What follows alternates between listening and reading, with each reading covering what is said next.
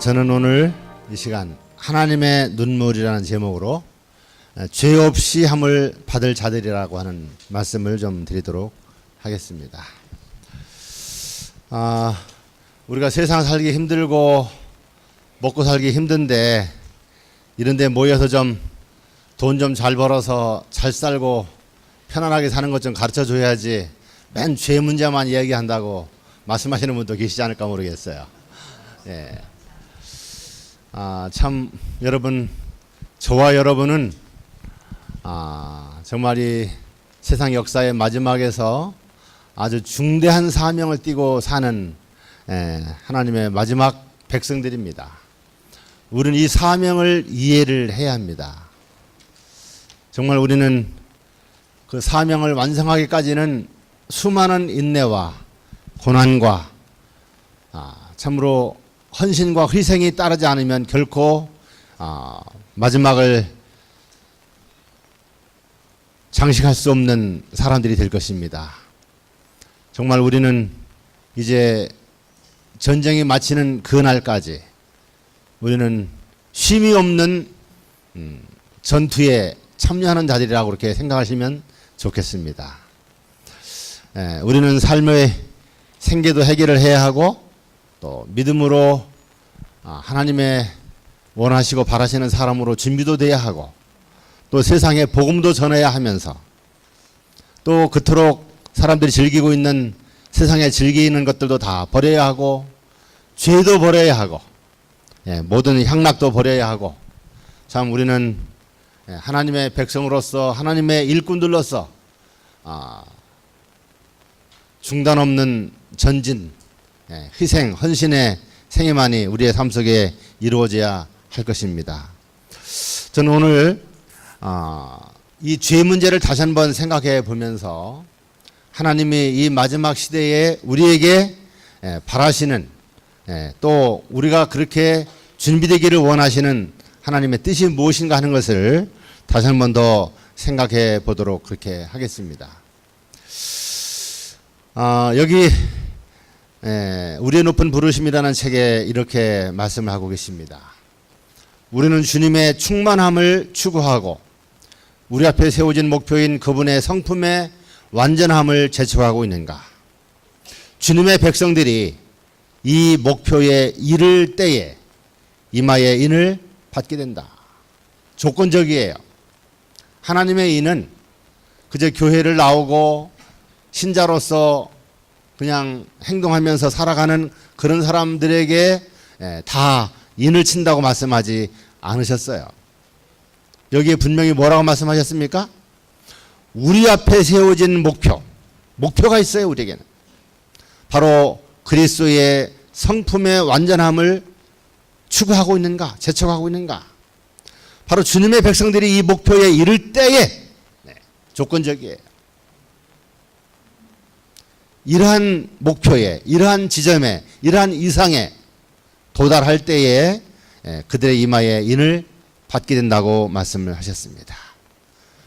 그들이 인을 받게 될 때에 성령으로 채워져서 그들은 그리스도 안에서 온전해질 것이며 천사는 다 이루었다고 선언할 것이라고 말씀을 했습니다. 여러분, 하나님의 천사가 우리 각자에게 다 이루었다라고 하는 선언을 하신다는 겁니다. 이 말씀은 무슨 생각을 또 하게 되냐면은 하나님께서는 우리 재림 성도 2천만 모든 성도들을 한 사람 한 사람에게 대한 개인적인 계획이 다 있으시다는 거예요. 한 사람 한 사람을 하나님께서 제시하시는 또 바라시는 그 목표 그 이상에 도달하기 위하여 우리들을 각자를 다 인도하시고 훈련시키고 준비시켜 가신다고 하는 거예요. 그래서 우리 단체로 구원받는 것이 아니라 우리 각자가 그 목표에 그 이상에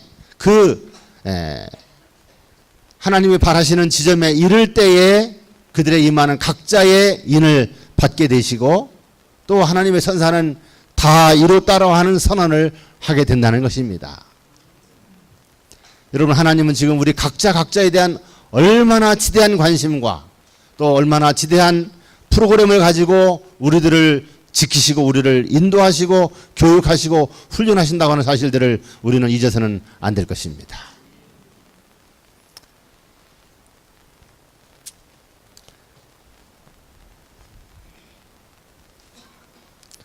모든 영혼들의 중대한 책임은 나의 영혼이 새로워지고 있는가? 나의 영혼은 변화되었는가?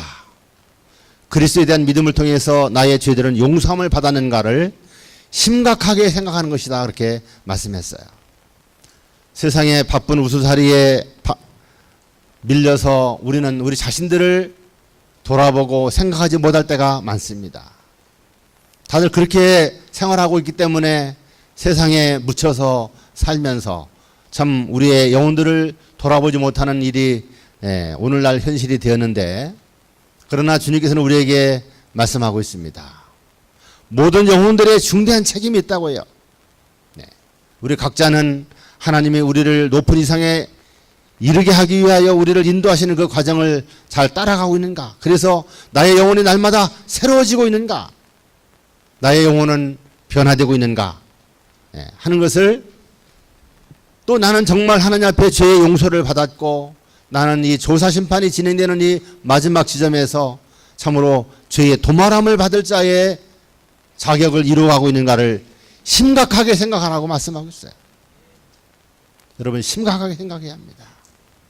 우리는 작은 일에 우리가 그냥 자꾸 휘말리고 거기에 신경 쓰고 할 때가 아니에요.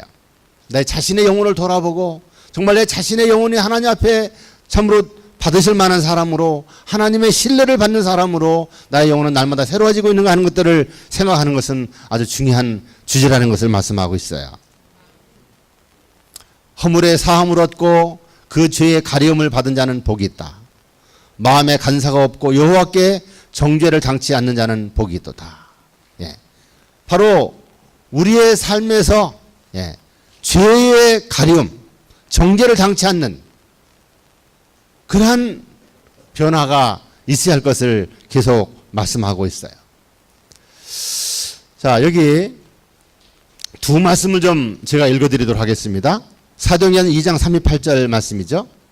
베드로가 가로되 너희가 회개하여 각각 예수 그리스도의 이름으로 침례를 받고 죄 사함을 얻으라. 그리하면 성령을 선물로 받으리니.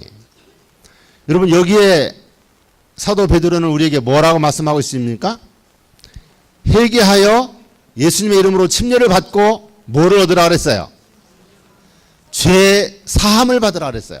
죄 사함을. 자, 이어서 또 말씀하시는데 사도행전 3장입니다. 그러므로 너희가 회개하고, 여기도 똑같이 회개하라고 그랬죠? 그리고 돌이켜 너희 죄 없이함을 받으라. 이같이 하면 유쾌하게 되는 날이 주 앞으로부터 이를 것이라 그렇게 말씀하고 있어요. 자, 그러면은 여기 회개하고 침례를 받았는데 죄 사함을 받고, 또 회개하고 돌이켜서 죄 없이함을 받는 것. 그럼 죄 사함과 죄 없이함은 어떤 관계가 있는가요? 죄 사함과 죄 없이함 다릅니까? 똑같습니까? 똑같아요? 달라요? 어떻게 다릅니까? 우리가 그것을 한번 생각해 보도록 하겠습니다. 이것은 거의 같은 말씀이지만 굉장한 차이가 있는 말씀이에요. 우리가 이것을 잘 이해를 하는 것이 이 시간 여러분들이 함께 말씀을 연구하는 목적입니다. 과연 나는 죄 사함을 받은 자의 자리에 있는가? 아니면 나는 죄 없이함을 받는 자의 자리에 있는가? 하는 것을 우리는 깊이 생각해야 할 것입니다. 여러분, 하늘에는 세 권의 책이 있죠? 생명책과 기념책과 기록책이 있어요. 우리가 침례를 받을 때 우리의 이름이 하늘 생명책, 어린 양의 생명책에 기록이 됩니다. 그리고 우리의 생애에 그리스도의 이름으로 냉수한 것이라도 주는 모든 선한 일들이 하늘 기념책에 다 기록이 된다고 말씀하고 있어요. 여러분, 생명책에 이름이 기록돼야 되겠죠? 우리 모두가 다 생명책의 이름을 끝까지 기록되게 있게 하고 보존하는 자들이 되시기를 바랍니다. 그리고 우리의 기념책에 정말 세상에 감당할 수 없는 선한 행실들, 아름다운 기념될 만한 하나님께 영광이 되는 모든 선한 행실들이 많이 기록되는 일들을 이루게 되기를 바랍니다. 하나님은 그것에 의하여 우리에게 보상을 주시고 상급을 주실 것을 약속하고 있어요. 그런데 여기에 보니까요, 누구든지 회개하지 않고 용서받지 못한 채 기록책에 죄를 남겨두고 있으면 그들의 이름은 생명책에서 지워지고, 이 사람은 침례를 받은 사람이에요. 그렇죠? 그러니까 생명책 이름이 기록된 사람이지 않습니까? 생명책 이름이 기록된, 회개하고 침례를 받은 사람이라 할지라도 그가 진정으로 하나님 앞에 진정으로 회개하지 않고 용서를 받지 못한 가운데 그들의 기록책에 죄를 남겨둔다면, 그리고 계속해서 그 길을 간다면 그들의 이름은 생명책에서 지워진다고 말씀했습니다. 여러분, 생명책에서 이름이 지워질 뿐만 아니라 그들의 선행의 기록도 하나님의 기념책에서 지워질 것이라고 말씀했어요. 안타까운 일입니까? 안타까운 일이에요. 여러분, 이것처럼 슬픈 일이 어디 있어요? 우리 이름이 생명책에서 지워지고 우리의 선한 모든 행실들이 기념책에서 다 지워진다는 건 말입니다. 어떻게 할 때 그렇게 된다고요? 예, 우리의 죄를 하나님 앞에 진정으로 용서받지 못한 채 기록책에 죄를 남겨둔다고 하면 이러한 결과를 가져온다는 것을 말씀하고 있어요. 여러분, 이 죄가 얼마나 무섭습니까? 이 죄가 우리의 삶에서 완전히 제거되지 않으면 생명책에서도 이름이 지워지고 기념책에서 하늘의 상급을 받을 모든 기념된 만한 모든 기록들이 다 제거된다는 거예요. 여러분, 알아서 하십시오.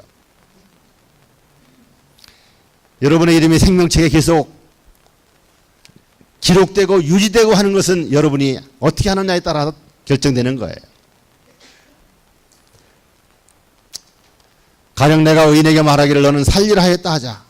그가 그 의를 스스로 믿고 죄악을 행하면 그 모든 의로운 행위가 하나도 기억되지 아니하리니 그가 그 지은 죄악 중 곧 그 중에서 죽으리라. 자, 여기 두 번째 줄에요. 그가 그 의를 스스로 믿고, 그건 뭡니까? 내가 예수를 오랫동안 믿었고 하나님의 교회를 위해서 헌신했고 이러한 공적을 쌓았고 하면서 자기의 의를 스스로 믿고, 내가 이 정도 했으니까 이제 이런 정도의 죄는 뭐 다 하나님께서도 그냥 이해하시고 덮어주시고 눈 감아주시겠지 하는 마음으로 죄를 행한다면, 네, 그 사람이 과거에 어떠한 희생과 헌신과 충성을 했다 할지라도 그 모든 의로운 행위가 하나도 기억되지 않는다는 거예요. 여러분, 이 죄가 얼마나 무서운 것을 여기에 또 말씀하고 계시지 않습니까? 그리고 결국 그는 그 지은 죄로 인하여 그 죄 중에서 죽을 것이라고 그렇게 말씀하고 있습니다. 여러분, 우리는 우리의 선한 행실과 공로와 희생을 믿을 수도 있고, 또 자칫하면 우리는 그리스도의 의를 믿을 수가 있어요.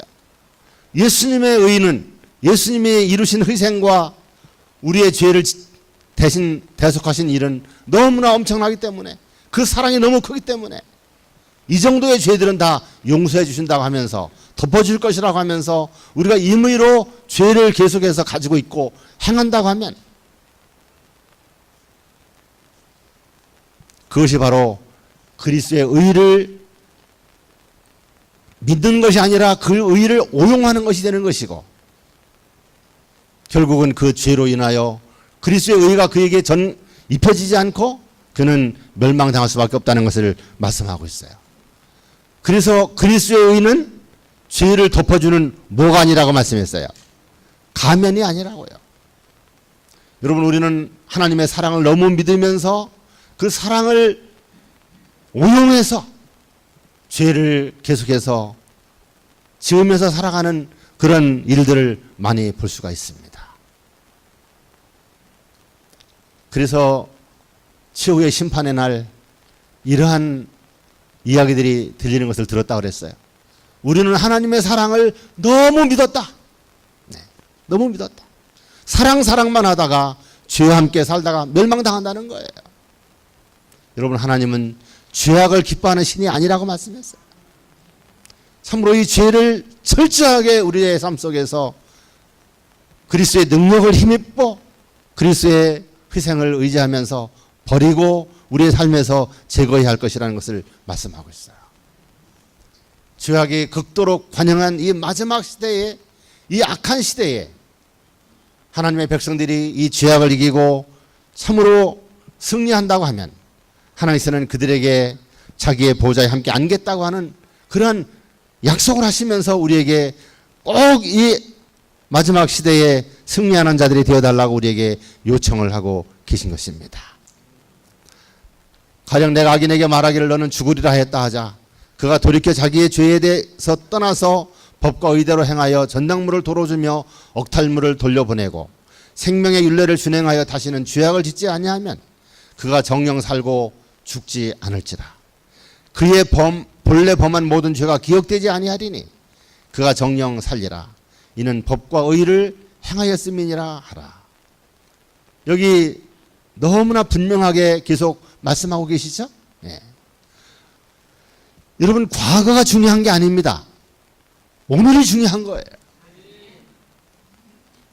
과거에 내가 악을 행하면서 살아왔다 할지라도 그가 그 모든 잘못된 길들을 하나님 앞에 용서를 구하며 회개하고 그 모든 죄를 버리고 모든 잘못된 것들을 바로잡고 다시는 죄악을 짓지 아니하면 그는 정령 살고 죽지 않을 것이라는 것을 말씀하고 있어요. 그리고 그의 지금까지 범한 모든 죄는 기억되지 않을 것이고 그는 정령 살 것이고 그 살게 된 이유는 바로 하나님의 법과 의를 행한 자로 최종적으로 나타났기 때문에 그가 구원을 받을 것이라는 것을 말씀하고 있는 거예요. 그리스도의 의는 품고 있는 단 하나의 죄도 가리워주지 않을 것이라 그렇게 말씀하고 있죠. 그리스도의 의는 온 인류의 창조 때부터 재림까지 있을 모든 사람들의 죄의 모든 값을 지불할 수 있는 그런 큰 희생이라 할지라도 우리의 마음속에 품고 있는 단 하나의 죄도 절대로 그 죄를 고집하는 자들은 그 죄를 가리워주지 않을 것이라고 그렇게 말씀하고 있어요. 여러분, 이 말씀을 참으로 심각하게 받아들이시게 되기를 간절히 바랍니다. 참으로 이 그리스도의 의를 너무나 믿은 나머지 또 우리를 위해서 중보하시고 우리를 대속하시고 하시는데 내가 이런 죄를 한번 지었다 할지라도 또 다시 일어나서 우리 예수께 가면 용서를 받으니까 하면서 이번만한 죄를 지차면서 범죄하는 일들이 많이 있어요.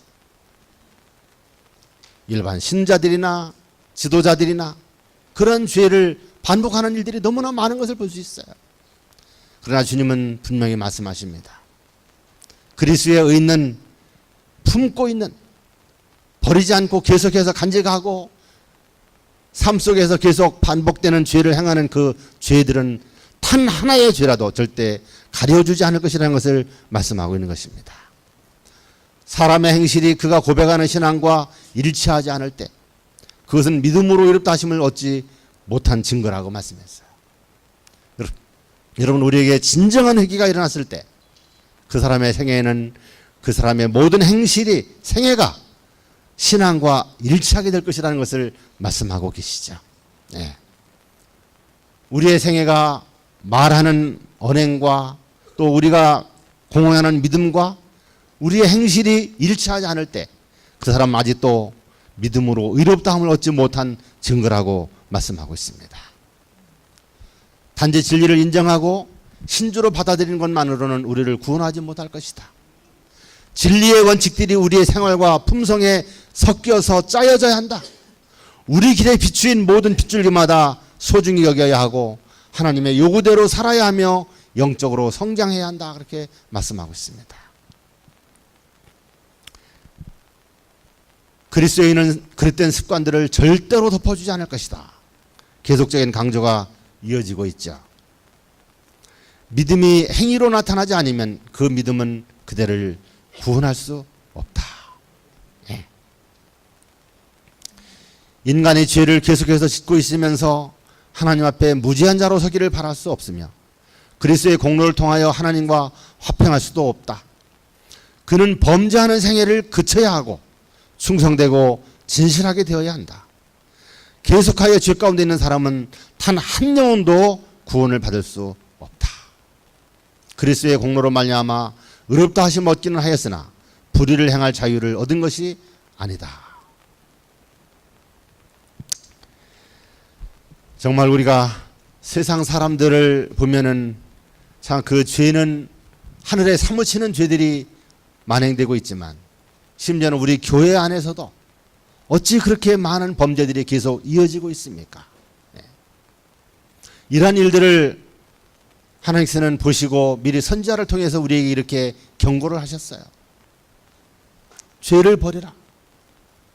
이 죄로 말미암아 죽음을 당치 않게 되는 자가 되라고 하시면서 우리에게 계속 이런 아주 자세한 언급들을 해 놓으신 거예요. 우리가 이 말씀을 날마다 묵상하고 이 말씀을 날마다 우리의 삶 속에 적용한다고 하면 우리의 삶의 죄는 우리의 발길에 접붙여지지 않게 될 것이고 우리는 죄에서 떠난 바 된 죄와 상관없는 생애들을 살게 될 것이라고 그렇게 생각이 되어집니다. 자, 여기 있는 말씀을 좀 잘 보시기 바랍니다. 아까 우리 사도행전 2장과 3장에 있는 말씀을 우리가 함께 읽었죠? 죄 사함을 받는 것과 죄 없이 함을 받는 것에 대한 것을 여기에 대쟁투에 이렇게 자세하게 언급을 하셨어요. 자, 우리 한번 이걸 같이 한번 읽어볼까요? 네, 중요한 말씀입니다. 진심으로 시작. 진심으로 죄를 회개하고 믿음으로 그리스도의 피를 그들의 속죄 제물로 주장한 사람들에게는 하늘의 책에 기록된 그들의 이름 아래 용서받았다는 말이 기록된다. 자, 여기 죄를 회개하는 것을 어떻게 한다 그랬어요? 진심으로 해야 한다 그랬어요. 진심으로. 진정한 회개가 이루어져야 되고요. 진정한 믿음으로 그리스도의 피를 그들의 속죄 제물로 주장한 사람들에게는 하늘의 책에 기록된 그들의 이름 아래 용서받았다는 말이 기록된다는 거예요. 여기 하늘의 책에 기록된 이라는 이 책은 하늘에 있는 우리의 죄들을 기록해 놓는 기록책이에요. 자, 하늘에 책이 몇 권 있다 그랬어요? 3권인데 첫 번째는 생명책, 기념책, 그 다음에 기록책이에요. 그런데 이 두 책은 참 좋은 책인데 이 기록책은 정말 싫은 책이죠. 그런데 아무리 참 우리의 모든 죄들을 기록해 놓은 책이라 할지라도 이 책에 기록된 모든 죄들을 다 지울 수가 있는 거예요. 어떻게 지울 수 있습니까? 진심으로 죄를 회개하고 믿음으로 그리스도의 피를 그들의 속죄 제물로 주장하는 자들에게는 이 기록책에 있는 그 기록책 밑에 용서받았다는 말이 기록된다는 거예요. 자, 여러분, 왜 하나님께서 우리가 회개하고 그리스도의 피를 우리의 죄를 대신해서 죽으신 것이라고 주장하면서 하나님 앞에 자복했을 때 그 기록책에 기록된 모든 죄들을 다 없애지 않을까요? 다 도말하지 않을까요? 예? 또 죄를 지을 가능성이 있기 때문에. 그렇죠. 예. 그 죄를 만일에 회개했다고 해서 그냥 다 지워버리면은 죄가 없어지는 거잖아요. 도말되잖아요. 그런데 우리들이 회개했어도 마음은 하나님 편을 택하고 하나님의 의를 사모하는 사람으로 바뀌었지만 우리의 몸은 아직도 거듭나지 않은 거예요. 우리의 몸은 옛 죄악과 함께 살아오던 몸 그대로예요. 이 육신이 우리를 계속해서 괴롭히고 우리를 또 발목 잡고 우리를 죄로 끌고 가는 성향이 있기 때문에 하나님께서는 일단 우리가 진정으로 회개하고 죄를 용서를 구했을 때 그 기록된 죄의 기록 밑에다가 용서받았음이라는 말을 기록해놓고 그 죄의 기록은 그냥 둔다는 거예요. 여러분, 그냥 둔다고 해서 이것을 그냥 영원히 그냥 두는 게 아니에요. 하나님은 죄를 회개하고 용서를 구한 이 사람이 과연 어떠한 믿음의 열매를 맺히는가를 보시는 거예요. 자, 그래서 요 말씀을 다음 말씀 한번 좀 보시기 바랍니다. 자, 다시 한번 같이 읽겠어요. 그들이 시작. 그들이 그리스도에 의해 참여하는 자가 되고 그들의 품성이 하나님의 율법과 조화된다는 것이 나타날 때 그들의 죄는 도말되고 그들 자신이 영원한 생명을 얻기에 합당한 사람들이 될 것이다. 여러분, 이 말씀에 대하여 오해할 부분이 있습니까? 오해할 소지가 있어요? 예, 감사합니다. 없습니다. 예. 이제 회개하고 그들이 하나님께 용서를 구하고 믿음의 생애를 삽니다. 여러분, 이것을 아셔야 합니다. 우리가 그리스도의 공로를 의지하고 그리스도의 희생을 진정으로 믿고 우리가 나의 죄를 위해서 예수님이 죽으셨다는 것을 주장하고 회개하는 사람은 과거의 죄를 묻지 않습니다. 이걸 믿으시기 바랍니다. 그 사람은 에덴 동산에서 아담과 하와가 범죄하기 전과 같은 깨끗함으로 우리를 그렇게 인정해 주시는 거예요.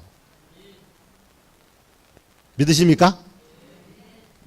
그러니까 우리는 이제 아담과 하와를 너 때문에 우리가 이렇게 죄악상에 왔다고 하면서 원망하고 탓할 이유가 없어지게 된 거예요. 그리스도의 십자가를 통해서 우리가 죄 용서를 받았기 때문에 그런 것입니다. 이제 아담과 하와 똑같은 위치에서 아담과 하와가 시험을 받았던 것처럼 우리도 이제 하나님 앞에 정말 우리가 진정으로 회개하고 진정으로 죄를 미워하고 버렸는지를 시험하는 과정을 겪게 되는데 그것이 이제 우리의 회개한 후에 믿음의 삶이라 이 말입니다. 우리가 그리스도의 의로 깨끗한 옷을 입은 상태로 세상을 살면서 이 옷을 다시 더럽히는지 더럽히지 않는지를 우리는 하나님으로부터 조사를 받게 된다는 것입니다. 그래서 그들이 그리스도에 의해 참여하는 자가 되고 그들의 품성이 하나님의 율법과 조화된다는 것이 나타날 때 이 사람이 온전히 하나님의 율법을 사랑하고 하늘의 의를 사랑하고 하나님의 인류를 구원하시고자 하시는 이 놀라운 구속의 계획을 참으로 받아들이고 기쁨으로 따라가는 자, 그래서 그의 삶이 하나님의 율법과 그의 품성이 완전히 조화 일치된다고 하는 것이 나타날 때 이 사람은 다시는 반역하지 않고 다시는 뒤로 물러가지 않고 다시는 죄와 함께 놀아나지 않을 것이라는 것이 나타날 때 그때 어떻게 된다고요? 그들의 죄는 도말되고 그들 자신이 영원한 생명을 얻기에 합당한 사람들이 된다는 거예요. 물론 십자가의 강도처럼 이 세상에서 살 수 있는 기회가 없는 사람은 거기서 회개한 것으로 하나님은 의를 받아들이고 구원을 얻는 것이죠. 어제도 우리가 살펴봤듯이 침례를 받았지만 산채로 장사 지낸다고요.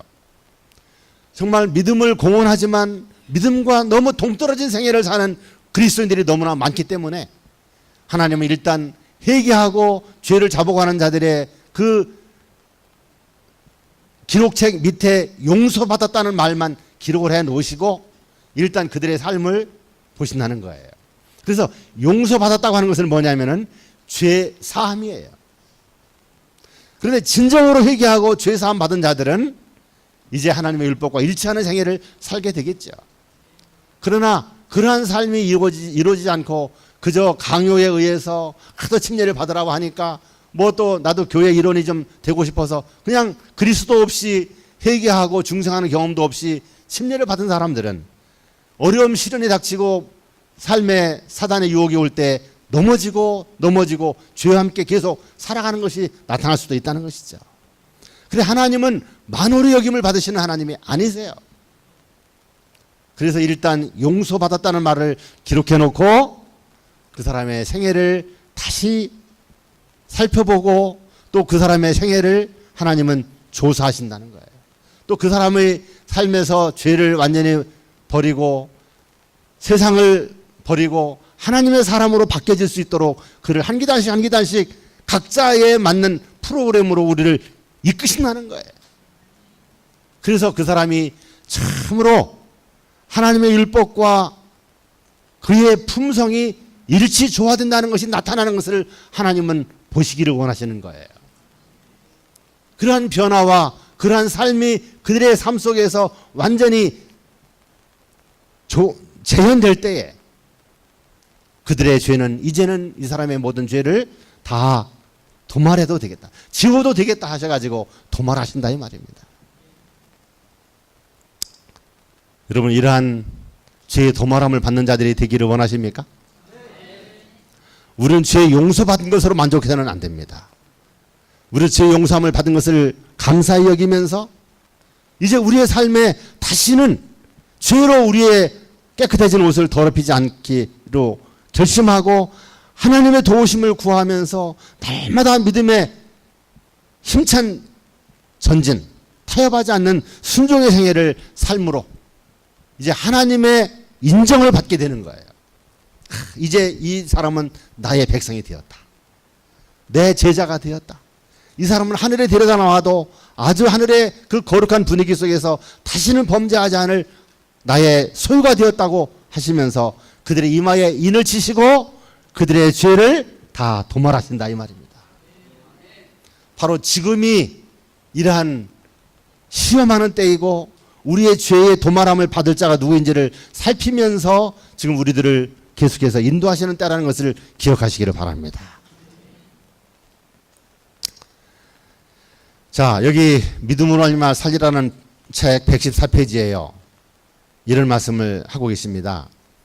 그리스도께서는 사람이 그 법을 완벽하게 순종할 수 있음을 보여주셨다. 그리스도를 그들의 구주로 받아들임으로 그분의 신의 성품에 참여하는 자들은 그분의 모본을 따라 율법의 모든 교훈에 순종하는 생애를 살 수 있다. 그리스도를 통하여 인간은 순종함으로 말미암아, 여기 조건이 있어요. 내 힘으로 순종하는 게 아니에요. 뭐라고 말씀했어요? 그리스도를 통하여 인간은 순종함으로 말미암아 자신이 하늘에서 신뢰를 받을 수 있는 사람이며 절대로 반역하지 않을 것임을 보여줘야 한다. 현세에서 우리가 살아가고 있는 이 세상에서 이것을 보여줘야 한다는 것이, 하늘에서 신뢰를 받을 수 있는 사람이며 절대로 반역하지 않을 사람이라는 것을 우리의 삶에서 행동으로 생애로 보여주는 자들이 되어야 한다는 거예요. 하나님은 바로 이러한 자들이 준비되기를 원하시는 거예요. 여러분, 그래서 이러한 변화를, 이러한 온전한 순종을 이루게 하기 위해서 요한계시록 7장에 있는 말씀처럼 땅 사방의 바람을 천사들로 하여금 붙잡게 하고 우리에게 이렇게 평화롭고 자유로운 환경을 마련해 주고 계시다는 거예요. 지금 우리는 놀라운 기적 속에 살고 있는 겁니다. 그런데 이러한 시대에 우리는 세상을 따라서 세상을 즐긴다고 하면은 하나님께서 보실 때 얼마나 마음 아프시겠습니까? 정말 이러한 때에 우리는 완전한 순종의 사람으로 변함을 받는 그런 변화를 이루는 때가 바로 지금이라는 것을 말씀하고 계셔요. 예수께서는 청중들에게 하나님의 계명을 지키는 것은 곧 자신들 속에서 그리스도의 품성을 재현하는 것임을 계속해서 가르치셨다.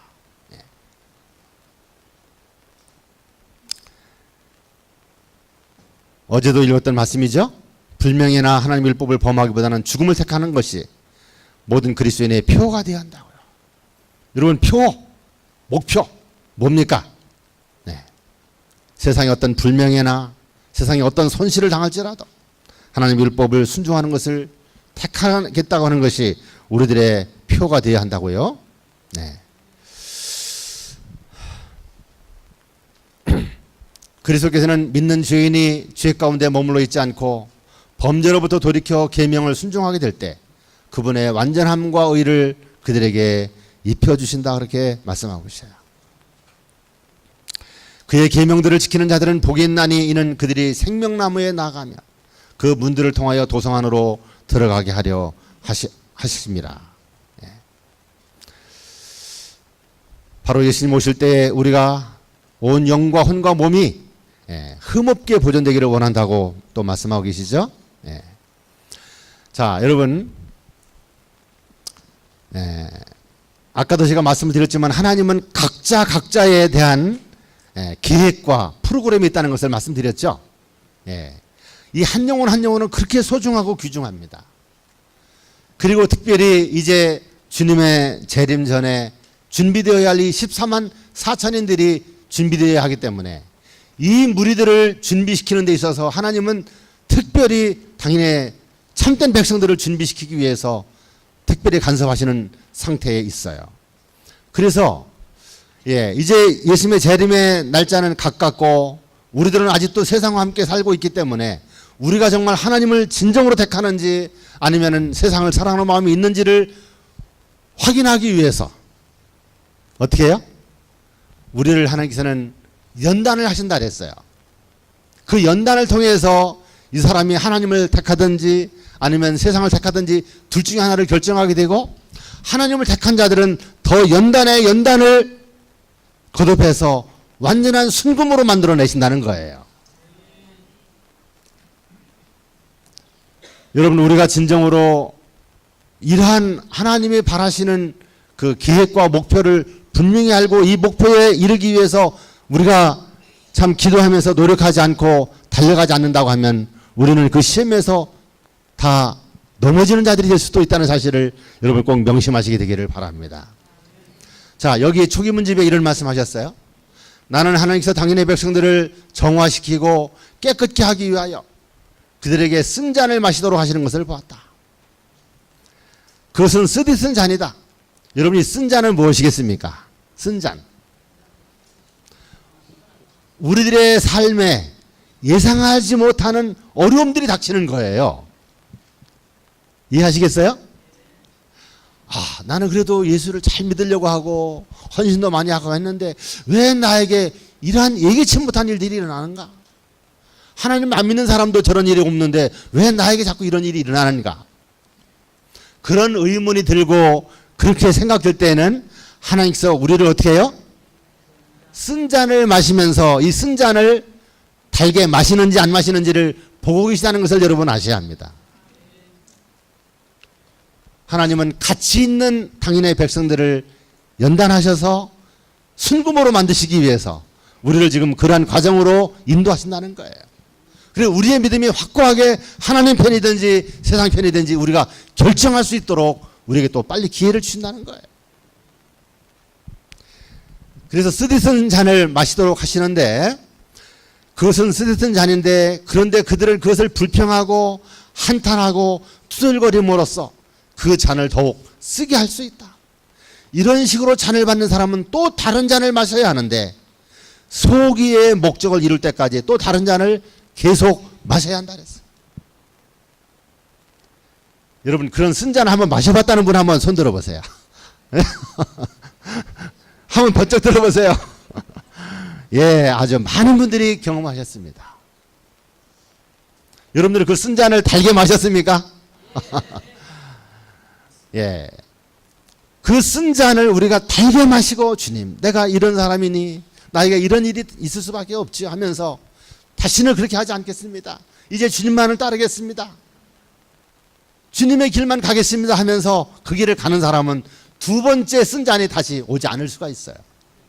그러나 그것을 불평하고 원망하면서 왜 내가 예수를 그래도 이렇게 잘 믿는데 왜 내 생에 이렇게 자꾸 시련과 고난만 있는가 하면서 불평하고 원망하면서 하나님을 한탄하면 또 다시 그 쓴 잔이 오게 되고 또 잔이 오게 되고, 그러면서 그 잔을 계속해서 불평하고 원망하면 하나님께서 그 사람을 치료할 수가 없다는 것을 결론내게 되는 거예요.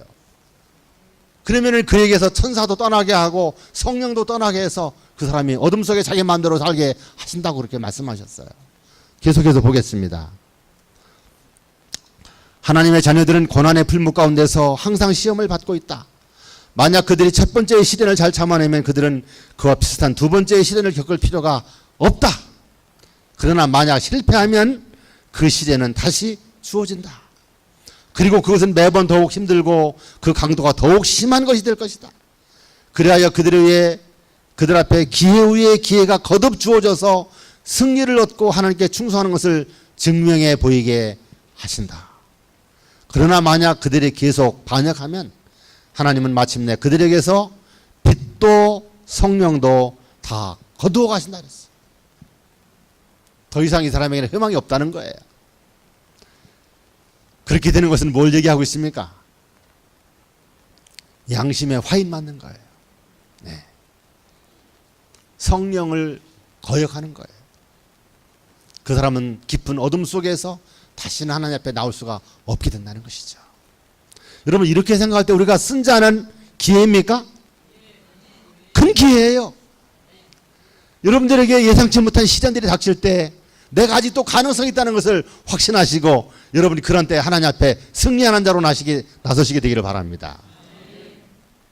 하나님은 지금 당인의 백성들을 이렇게 쓴 잔을 통해서 우리를 시험하고 계시고 연단하고 계시고 우리를 높은 수준으로 이끌어 올리고 계시다는 사실들을 꼭 기억하시게 되기를 바랍니다. 여기 이사야서에 이런 말씀하셨어요. 보라, 내가 너를 연단하였으나 은처럼 하지 아니하고 너를 고난의 풀무에서 택하였노라. 고난의 풀무에서 내가 정말 순금으로 준비되는지 보고 내가 너를 택하였다고 그렇게 말씀하고 있어요. 여러분, 우리는 고난의 풀무가 필요한 존재들이에요. 왜냐하면 아직도 우리에게 잡철이 섞여 있고 죄가 섞여 있기 때문에 이것을 완전히 다 녹여서 내버리고 제거해야 하기 때문에 고난의 풀무가 우리에게 필요하다는 것입니다. 그리스도인들은 그리스도의 보석들이다. 그들은 그분을 위하여 밝게 빛나야 하고 그분의 사랑의 빛이 흘러나가게 해야 한다. 그들의 광택은 그들이 어떤 연마의 과정을 거쳤느냐에 좌우된다. 그들은 깎이고 닦임을 받기로 작정하든지 혹은 깎이지 않은 채 남아있기를 택하든지 해야 한다. 그러나 주의 전에 한 자리를 차지할 자격이 있다는 판단을 받으려면 갈고 닦는 모든 과정에 복종해야 한다. 하늘의 크신 공장께서는 가치 없는 재료에는 시간을 별로 들이지 않으신다. 귀한 보석만을 그분은 모든 거치는 곳을 잘라내시고 궁정의 시경을 따라 연마하신다. 이 과정은 참으로 혹독한 시련이기 때문에 인간의 교만을 꺾어놓는다. 거칠은 표면을 잘라내시고 그것을 돌을 가는 물레 위에다 놓고 힘껏 눌러서 모든 거칠은 면을 다 갈려나가게 하신다.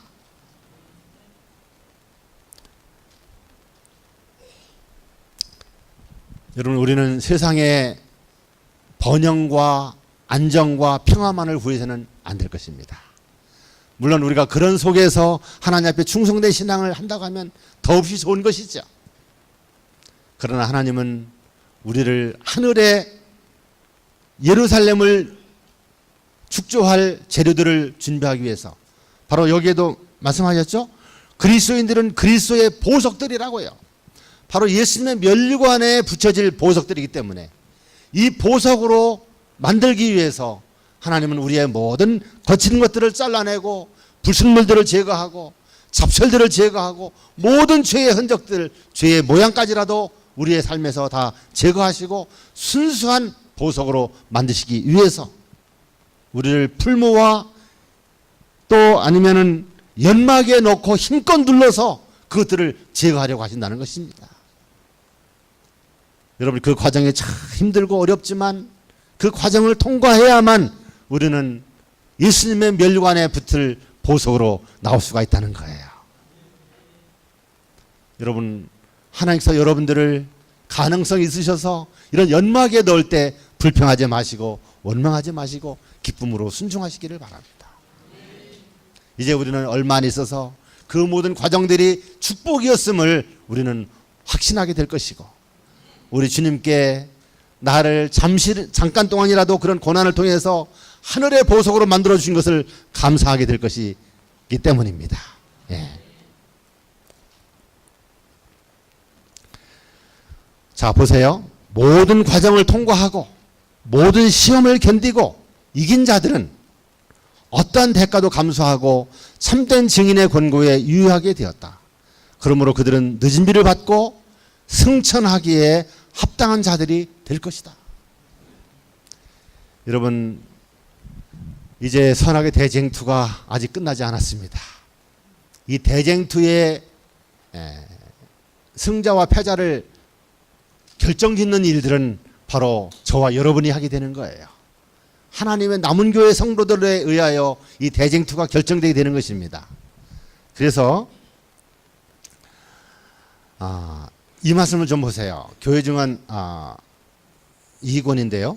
주님께서는 당신의 백성들을 통하여 의의 원칙에 순종하는 결과를 보여주심으로 사단의 비난에 대하여 대답하고자 하신다. 자, 이 말씀은 정말 중요한 말씀입니다. 여러분, 이 말씀을 여러분들이 정말 잘 이해를 한다고 하면 창세기 3장 15절을 이해한 것과 동일합니다. 특별히 재림 직전에 13만 하선이들이 준비되고 있는 이 시대에 이 13만 하선이들의 사명에 대한 것을 우리가 올바로 이해한다고 하면 이 말씀의 뜻이 무슨 뜻인가 하는 것을 아시게 될 거예요. 하나님께서는 당신의 백성들을 통하여 의의 원칙에 순종하는 결과를 보여주시기를 원하시는 거예요. 바로 야곱의 환란이 왜 필요합니까? 여러분, 일요일 협령을 통과하고 전 매매하지 못하는 그런 환란들을 통과하고 또 늦은 비의 큰 외침을 통한 그 시련들을 통과하면서 정말 믿음의 그 고난의 생애를 살아온 그들에게 왜 야곱의 환란을 또 허락하십니까? 그것은 사단의 비난이 계속 빗발치기 때문에 그 비난을 잠재우시기 위해서 바로 당신의 백성들을 통하여 7장에 내리는 그런 야곱의 환란 속에서 그들이 하나님께 끝까지 충성하는 그 충성을 나타내 보여주심으로 의의 원칙에 순종하는 결과를 보여주심으로 사단의 비난에 대답하고자 하시는 하나님의 뜻이 계셔서 그런 일들을 우리에게 허락하시는 것이라는 겁니다. 그렇기 때문에 그때에 중보자 없는 가운데서 하나님 앞에 이렇게 충성하는 백성들이 준비되어야만이 그 대쟁투를 마칠 수가 있기 때문에 지금 우리들을 그 야곱의 환란 속에서도 하나님 앞에 충성하는 순금으로 우리를 준비시키기 위해서 지금 우리를 이렇게 풀모와 연마기를 통해서 쓴잔을 통해서 우리를 지금 훈련하고 계시다는 사실을 꼭 기억해야 하실 것이고 또 우리는 그 과정 속에서 정말 순금으로 하나님 앞에 나타나는 자들이 되어야 할 것이라는 것입니다. 여러분, 하나님의 인을 받는 자들은 늦은 비도 받게 될 것이고 그들은 13만 하천이 될 것입니다. 그들은 또 선악의 대쟁투의 이 마지막 싸움도 하나님 편에서도 진리와 함께 승리하는 자들이 될 것이에요. 우리가 진정으로 이 마지막 때에 죽음을 맛보지 않고 살아서 구원받는 이 대쟁투를 마무리하는 하나님의 마지막 주자들로 서야 한다고 하면은 여러분 이 모든 과정들을 얼마나 기쁨으로 감내하면서 우리가 준비되고 서야 할 수가 있겠습니까? 여러분, 하나님은 지금 이러한 백성들이 준비되기를 원하고 계십니다. 여러분, 우리는 죄 사함 받은 것으로만 만족하고 살면 안 되겠습니다. 우리는 어떤 사람이 되어야 합니까? 죄 없이 함을 받는 자, 죄 도말함을 받는 자들이 되어야 할 것입니다. 그런 자들은 하나님의 모든 계명에 온전히 순종하는 자들이에요. 어린 양이 어디로 인도하든지 그분을 따라가는 자들이에요. 그 입에 거짓말이 없고 흠이 없는 자들이에요. 여자로 더불어 더럽히지 아니하고 정절 있는 백성들이에요. 이러한 순금의 백성들, 사람 가운데서 구속받아 처음 익은 열매로 하나님 앞에 준비되는 백성들이에요.